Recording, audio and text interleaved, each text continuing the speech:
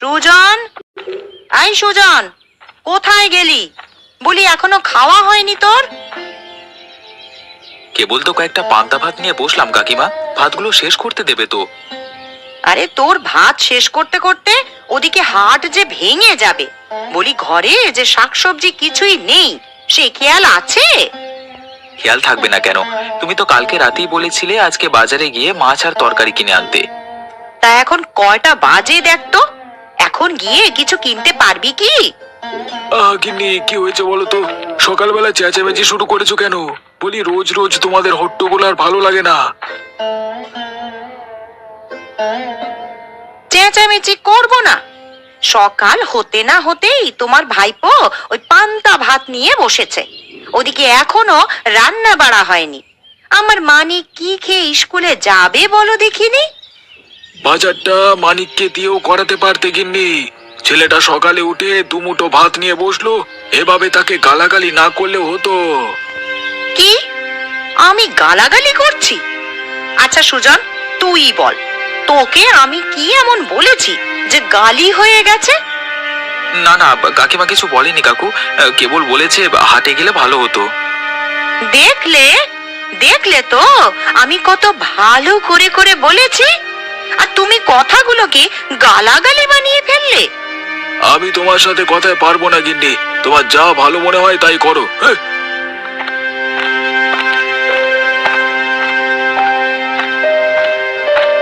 এই যে রাজার ছেলে এখনো বসে বসে ওই ভাত গেলা হচ্ছে। বলি ওঠ, উঠে এক্ষুনি হাটে যা। ভাতগুলো শেষ করে যায় না কাকিমা? না, এত সময় আর নেই, এক্ষুনি হাটে যাবি তুই, না হলে সারাদিন আর পাতে ভাত জুটবে না, এই বলে দিলাম। ঠিক আছে, আমি এক্ষুনি যাচ্ছি তবে।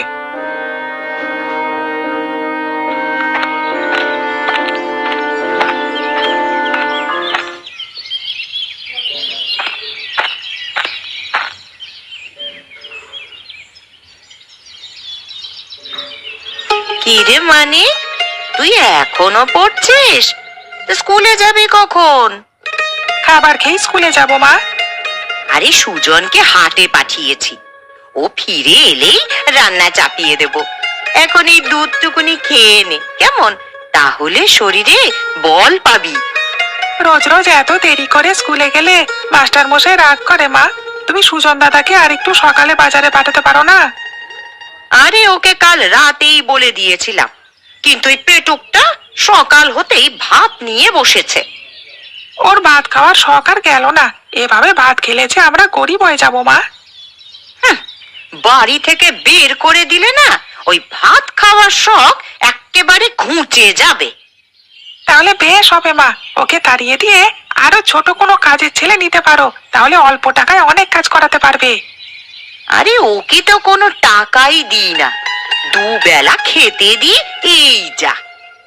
তাও মা, ও থাকলে আমাদের একটা ভয় থাকে, কাকার যে সম্পত্তি আমাদের হাতে আছে, ও যদি ভাগ চেয়ে বসে তখন কি হবে ভেবে দেখেছো? তা ঠিকই বলেছিস বাছা, ওর বাবা মা মারা যাওয়ার সময় ওদের সব কিছু আমাদের হাতে তুলে দিয়েছিল, সাথে ওই হারামজাদাটাকেও। সুজন ওটা জানার আগেই ওকে বিদায় করতে হবে। এবার এই দুধটুকুনি খেয়ে নে দেখি, আমি ভাপা পিঠা বানিয়ে নিয়ে আসছি, কেমন? বাবা পিঠে আমার খুব পছন্দ মা, যাও যাও তাড়াতাড়ি নিয়ে এসো।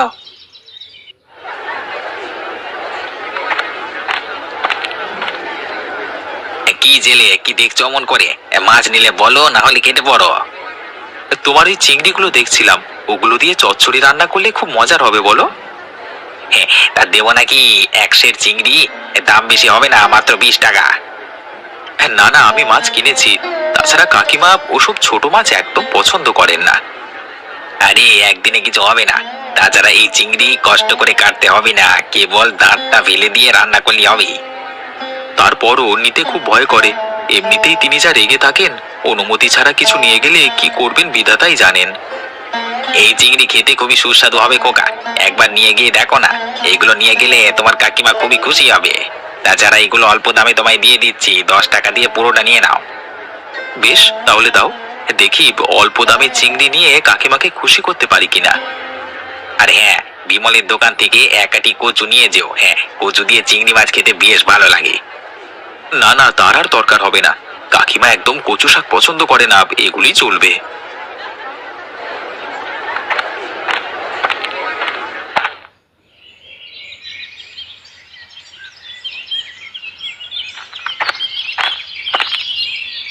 আজকে এত সকালে উঠে পড়লে? বারে, সকালে না উঠলে যে ভালো পড়াশোনা হয় না। মাস্টার মশাই বলেছেন প্রতিদিন সকালে উঠে পড়তে বসতে হবে। হ্যাঁ, বেশ বেশ, সকালে ওঠা ভালো, এতে আমাদের শরীর এবং মন সতেজ থাকে। কিন্তু তোমার এত দেরি হলো কেন সুজন দা? মাসেই কখন থেকে অপেক্ষা করছে। এই রে, কাকিমা অপেক্ষা করছেন? আজকে আর রক্ষে নেই তবে। কে এলো রে?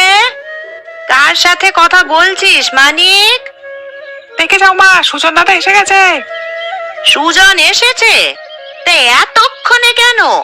দাঁড়া, আমি আসছি। মা আসছে, মা আসছে, এখন মজা বুঝবে। কি রে সুজন, তোর আসতে এত দেরি হলো কেন? হাটে আজকে অনেক ভিড় ছিল কাকিমা, এত মানুষের মধ্যে জিনিস কিনতে গিয়ে দেরি হয়ে গেছে। তোমার আবার তরতাজা সবজি ছাড়া পছন্দ হয় না। তা কি এমন মহাভোগ নিয়ে এসেছিস দেখি? দেখো, তোমার পছন্দের সব তরকারি এনেছি। আমার পছন্দের তরকারি এনেছিস, তাই না? এগুলো আমার পছন্দের তরকারি? আমি কি বলেছিলাম তোকে চিংড়ি আনতে? জানো না মা চিংড়ি মাছ পছন্দ করে না, তার উপর কেন নিয়ে এলে তুমি? কম দামে পেলাম তাই নিয়ে এলাম। 10 টাকায় চিংড়ি মাছগুলো ভালো হয়নি কাকিমা? খুব ভালো হয়েছে। এই রকম ভালো খাবার আর পৃথিবীতে দ্বিতীয়টি নেই গো। যা তো মানিক, এই চিংড়িগুলোকে ফেলে দিয়ে আয়। ওগুলো দেখলেই আমার গায়ে জ্বালা ধরে যায়। চিংড়িগুলো ফেলে দেবে কাকিমা? আমি যে অনেক শখ করে ওগুলো এনেছিলাম।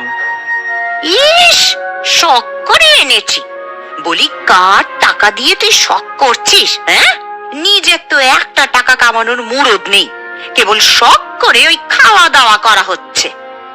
আমি টাকা কামাতে পারি না সেটা বলবে না কাকিমা। আমি তোমাদের সংসারের সব কাজ করে দিই। এগুলোর বিনিময়ে কখনো কি কিছু চেয়েছি?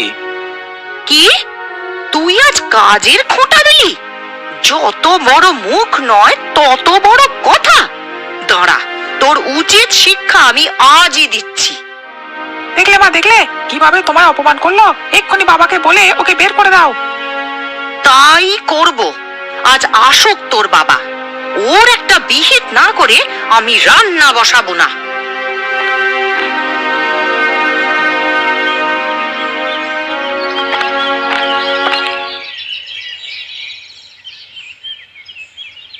গিন্নি, কি হয়েছে তোমার? আজকে রান্না করনি যে? শরীর খারাপ হলো নাকি? আজ থেকে রান্না বান্না সব বন্ধ। এ বাড়ির কোনো কিছু আমি মুখে দেব না। তুমি মুখে কিছু না দাও ভালো কথা, সেই জন্য আমাদের কেন না খাইয়ে রাখবে? মুখ পোড়া মিনসের কথা শুনলে গা জ্বলে যায়। বলেছি তো আমি আর কিছুই রান্না করব না। দেখবো আজ কে কি খায়। আহা, নিজের রাগের জন্য আমাদের না খাইয়ে রাখবে? একটু রাগটা কমিয়ে বলো তো কি হয়েছে? সুজন আজ কি করেছে জানো?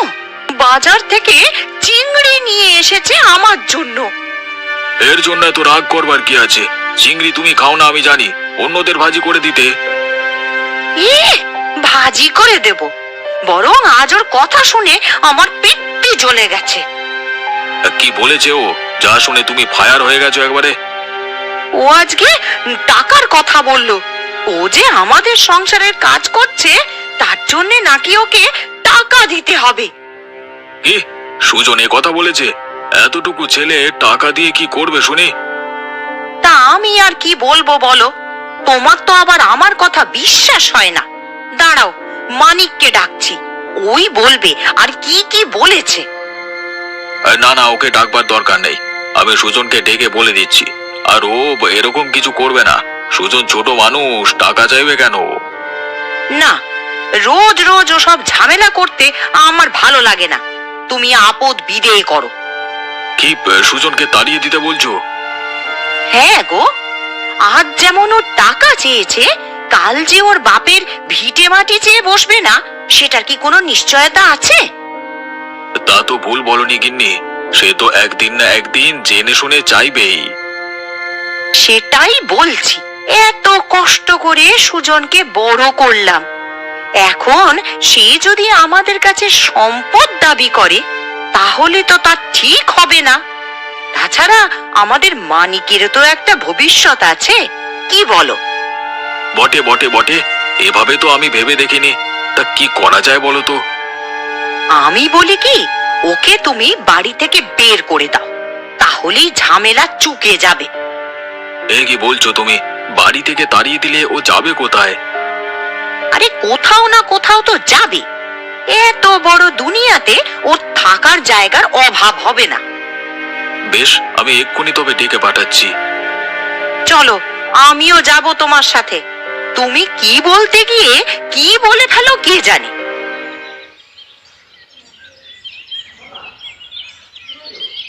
কি ব্যাপার সুজন দাদা, তুমি এখানে দাঁড়িয়ে আছো কেন?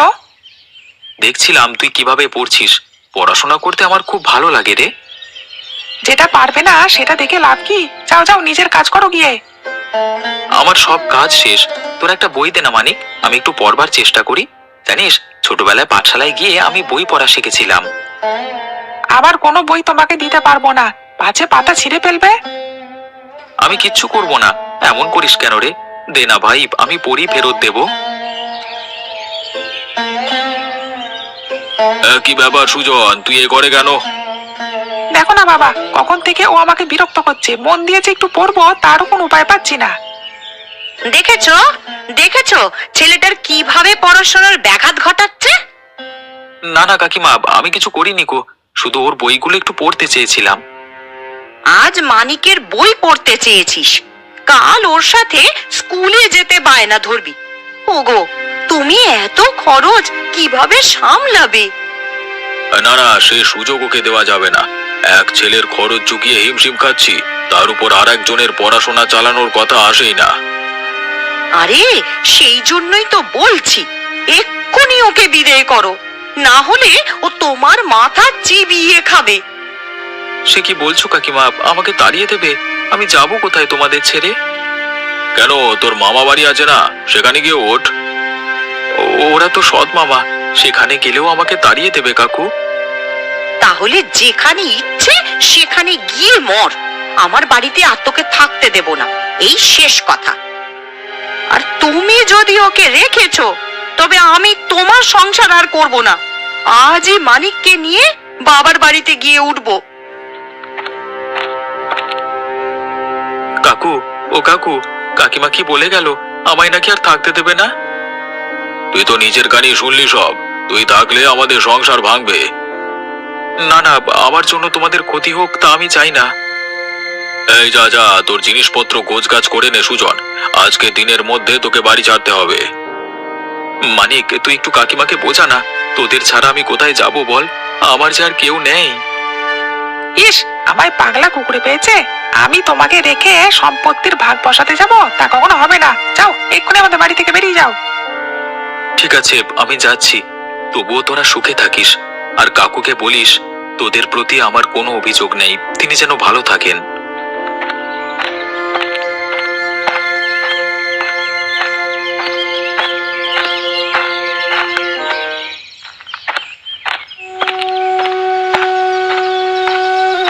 কাকু, কাকিমা, তোমরা আমাকে বাড়ি থেকে বের করে দিলে, এখন আমি কোথায় গিয়ে আশ্রয় নেব? মামার বাড়িতেও তো যাওয়া যাবে না, কি করি কি করি এখন? এই নদীতে ঝাঁপ দেবো নাকি? তাহলেই সব ঝামেলা শেষ হয়ে যায়।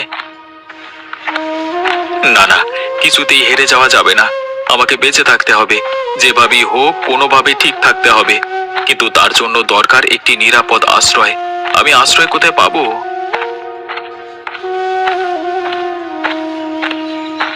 আরে ওই তো একটা নৌকা দেখা যাচ্ছে, গিয়ে দেখি তো কে আছে ওখানে। আরে নৌকাটিতে যে কেউ নেই, আবার বিছানাপাতিও আছে দেখছি, হয়তো কোনো জেলের নৌকা হবে, এখানে রেখে হাটে মাছ বিক্রি করতে গেছে।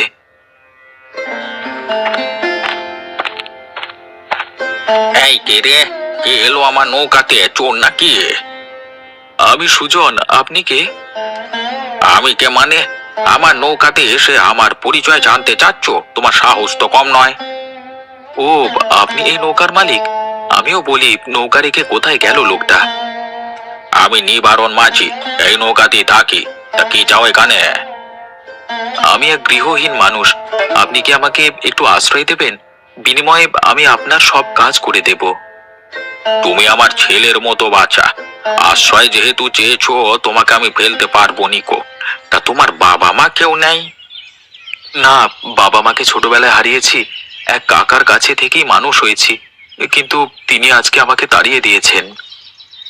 আহারে, তুমি তো খুবই দুঃখী মানুষ তাহলে। কষ্ট পেয়েছো না বাচ্চা? এই দিন কুলে আমারও কেউ নেই। আজ থেকে তুমি আমার ছেলের মতোই আমার সাথেই থাকবে, কেমন?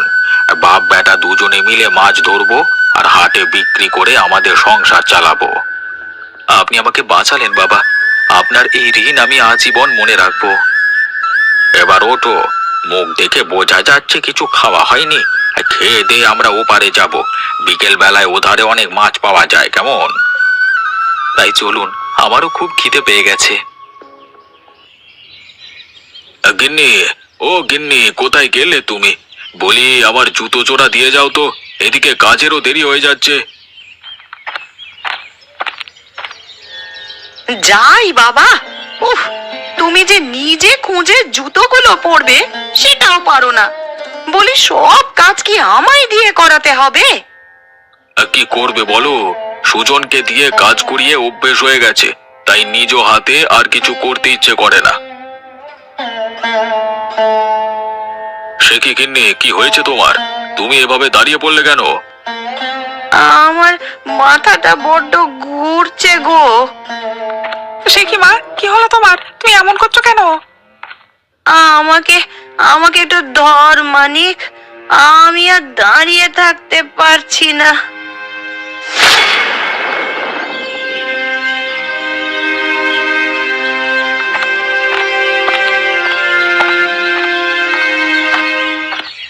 এই নাও কাকা, তোমার মাছের টাকা। কিরে সুজন, আজ তোরা এত তাড়াতাড়ি বাড়ি ফিরলি কেন?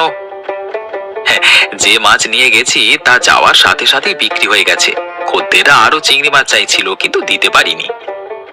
দুজনে এত চিংড়ি মাছ ধরলাম, সব নিয়ে গেল? হ্যাঁ গো হ্যাঁ, আমি বলেছিলাম না এখন বাজারে চিংড়ি মাছের খুব চাহিদা। তাহলে তো পরের বার থেকে আরো বেশি বেশি মাছ ধরতে হবে, কি বলিস? সে তো আমি কবে থেকে বলছি, কিন্তু তুমি কিছুই শুনছো না। বেশ, তবে আজ থেকে আবার চিংড়ি ধরতে যাব, কেমন? ঠিক আছে, তবে তুমি তৈরি হয়ে নাও। খেয়ে দিয়ে আবার আমরা জাল নিয়ে বের হবো, কেমন?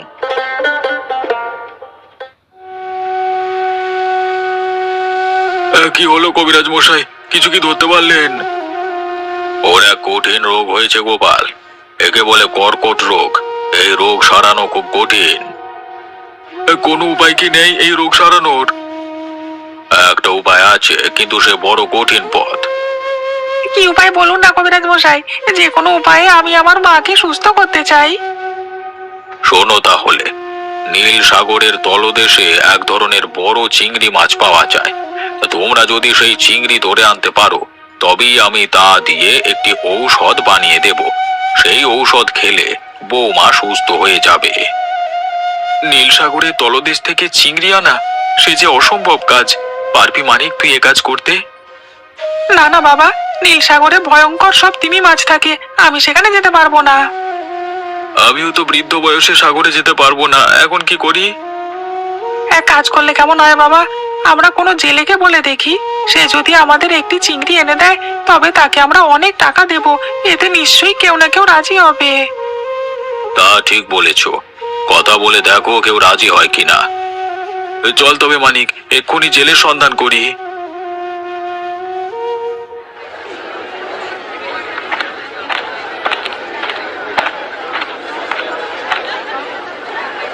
বাবু, একদম টাটকা মাছ, এই জলের দামে ছেড়ে দিচ্ছি, নেবেন নাকি একটি?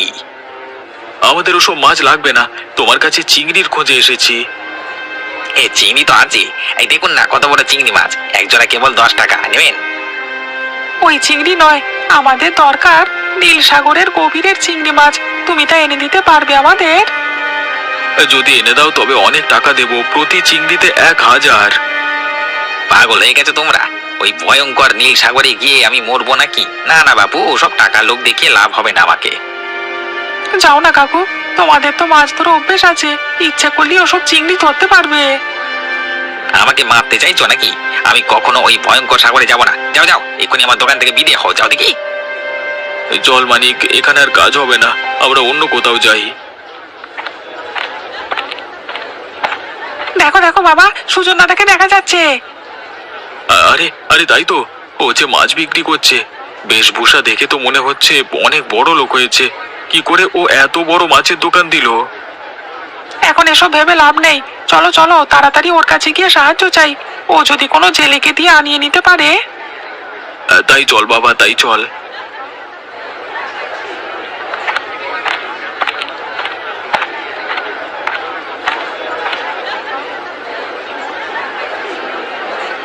এই সুজন, চিনতে পেরেছিস আমাদের?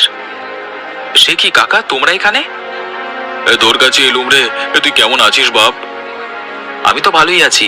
তা তোমাদের এমন বিমর্ষ দেখাচ্ছে কেন? কি হয়েছে তোমাদের? আমাদের সর্বনাশ হয়ে গেছে সুজন দাদা, মা খুব অসুস্থ। সে কি, কি রোগ হয়েছে কাকিমার? ওর কর্কট রোগ হয়েছে, সেই জন্য আমরা তোর কাছে এলাম।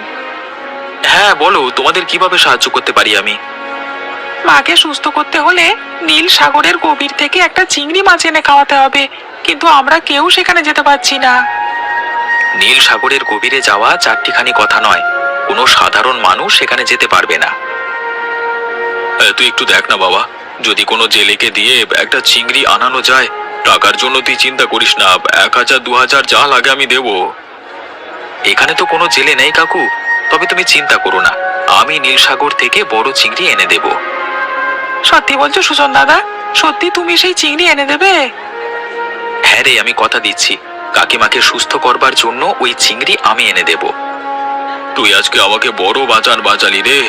এই নে, এই নে, এই ব্যাগে 1000 টাকা আছে, ওটা সবটা তোর। 1000 টাকা নয় কাকু, আমি তোমার কাছ থেকে 1 টাকা নেব, বাকি টাকা তুমি রেখে দাও। সে কি দাদা, এই টাকা তুমি আমাদের ফিরিয়ে দিচ্ছ? কাকিমায়ের প্রাণের বিনিময়ে আমি কোনো অর্থ নিতে পারবো না রে মানিক। কাকু বড় মুখ করে টাকাটা দিয়েছে, তাই আমি সেখান থেকে একটি টাকা নিলাম। এই না হলে আমার ভাইপো, দেখলি কেমন বীরের মতো কাজ করছে। চল বাবা, তুই আমাদের সাথে বাড়ি ফিরে চল। তোর উপর অনেক অত্যাচার হয়েছে, আর না, এবার থেকে তুই মানিকের মতোই আমাদের সংসারে থাকবি। হ্যাঁ দাদা, বাবা একদম ঠিক কথাই বলেছে। আজ থেকে তোমাকে আর কেউ অবহেলা করবে না, চলো আমাদের সাথে। আমি যাব মানিক, তবে আজকে নয়, কালকে সকালে যদি নীল সাগর থেকে চিংড়ি মাছ নিয়ে ফিরতে পারি তবেই যাব। আচ্ছা বেশ বেশ, তাই হবে। তুই নীল সাগরে যা, আমরা তোর অপেক্ষায় রইলাম।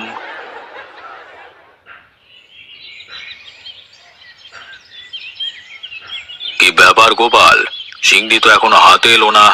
এদিকে সূর্য উঠে যাচ্ছে, দিনের আলো বেড়ে গেলে কিন্তু ওই চিংড়িতে আর কাজ হবে না। ও বোধহয় আসবে না কবিরাজ মশাই, হয়তো ভয় পেয়েছে। কেউ কি এমন রুগীকে বাঁচানোর জন্য জীবনের ঝুঁকি নেয়? এমন বলো না গিন্নি, কালকে সুজনের চোখ মুখ আমি দেখেছি। ও মিথ্যে বলতে পারে না, হয়তো ওর কোনো বিপদ আপদ হয়েছে, সেই জন্য আসতে পারছে না। তোমাদের কারোর কথা ঠিক হবে না বাবা, দেখবে সুজন দাদা ঠিকই আসবে, আমার বিশ্বাস ও আসবেই। ওই তো সুজন আসছে। দেখো দেখো গিন্নি, তোমার কাছে মাছ নিয়ে সুজন ফিরে এসেছে। সত্যি তো, এ যে আশ্চর্য কাণ্ড গোপাল, ওই নীল সাগর থেকে ফিরে আসা খুবই কঠিন। আমি এই একজনকে দেখলাম যে বিনা বাধায় ফিরে এসেছে। বলেছিলাম না, এটা আমার ভাইপো। দেখলে তো, আজ তার উদাহরণ হাতে নাতে দিল। সত্যি আমি নিজের চোখকে বিশ্বাস করতে পারছি না গো। সুজন আমার জীবন বাঁচিয়েছে। আমি এতদিন ওর ওপর কতই না অত্যাচার করেছি, তারপরও ও আমার এত বড় উপকার করলো। কাকু দেখো, তোমাদের সেই বড় চিংড়ি মাছ নিয়ে এসেছি। আয় বাবা আয়, আমরা যে তোরই অপেক্ষা করছিলাম। আমি ভেবেছিলাম তুই আর আসবি না বাছা, তোকে দেখে আমার প্রাণ ফিরে এসেছে। আমি জানতাম তুমি ফিরে আসবে, তোমাকে আসতেই হবে। হ্যাঁ রে, আমি তো আসবই। তোদের ছেড়ে আর কোথায় যাব বল? তোকে কোথাও যেতে হবে না বাছা, আজ থেকে তুই এই বাড়িতেই থাকবি। সে থাকা খাওয়া সব পরে হবে, আগে আমার চিংড়িটা দাও, ও দিয়ে ওষুধ তৈরি করে বৌমাকে সুস্থ করি। এই নিন কবিরাজ মশাই, নিন আপনার চিংড়ি।